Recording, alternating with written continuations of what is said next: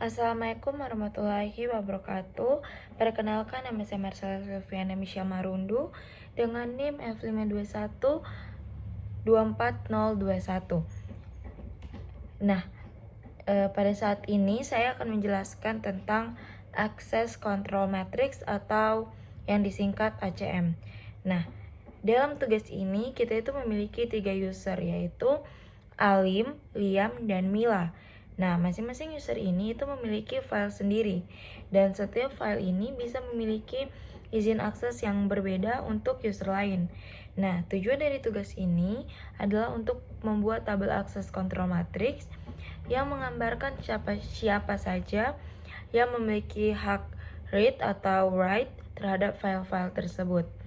Nah, konsep ini sangat penting dalam keamanan sistem komputer, karena dengan ACM ini kita ini bisa mengontrol siapa saja yang boleh membaca, mengubah, atau bahkan tidak boleh mengakses suatu file sama sekali. Selanjutnya, saya akan menjelaskan ketentuan awal dari hak akses masing-masing user. Nah, yang pertama, user Alim memiliki file bernama lat_alimjar. File ini dapat dibaca oleh Liam dan Mila, tetapi hanya Alim yang bisa menulis atau mengubah isi file tersebut. Kedua, user Liam memiliki file lat_liamjar. Pada file ini, Mila memiliki hak akses untuk membaca dan menulis, sedangkan Alim hanya bisa membaca. Nah, yang ketiga, untuk file milik Mila, yaitu lat_milajar, hanya Mila sendiri yang memiliki hak read dan write. User lain, baik Alim maupun Liam, tidak memiliki akses sama sekali terhadap file itu. Jadi, dari ketentuan ini, nanti kita bisa buat tabel akses control matrix awalnya.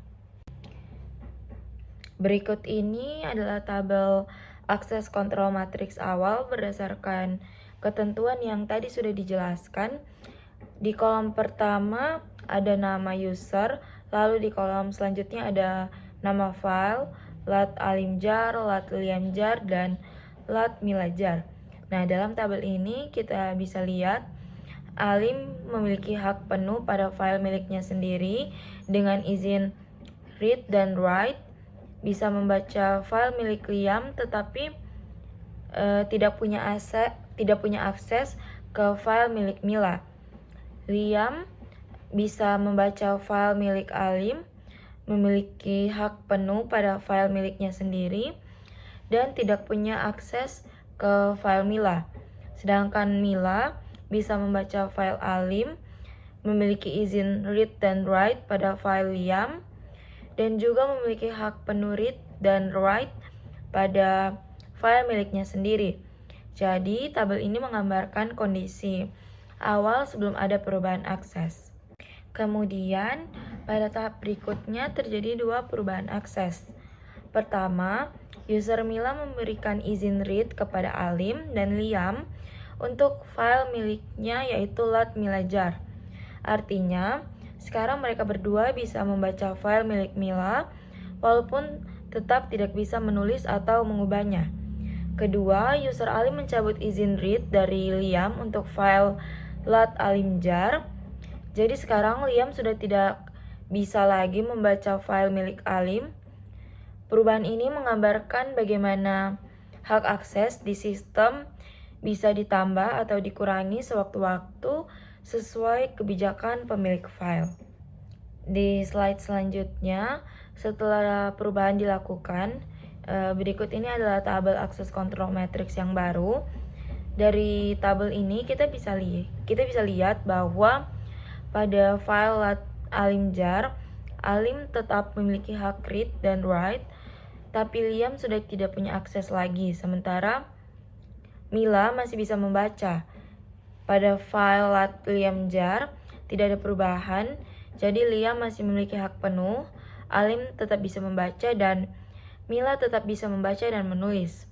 Sedangkan pada file lat_milajar, sekarang Alim dan Liam memiliki akses read karena Mila sudah memberikan izin itu kepada mereka. Sementara Mila tetap punya akses penuh read dan write terhadap file miliknya sendiri. Jadi inilah bentuk akses control matrix setelah hak akses diperbarui. Sebagai kesimpulan, akses control matrix atau ACM digunakan untuk mengatur hak akses pengguna terhadap file atau sumber daya dalam sistem komputer.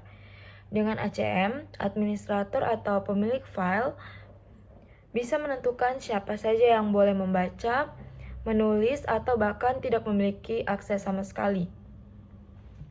Nah, melalui contoh 3 user ini, kita bisa melihat bahwa perubahan hak akses sangat fleksibel dan bisa disesuaikan kapan saja sesuai kebutuhan keamanan sistem.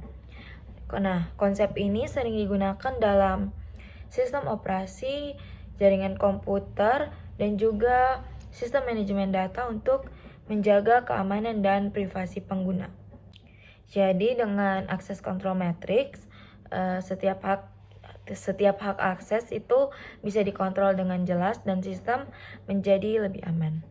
Sekian penjelasan dari saya. Terima kasih.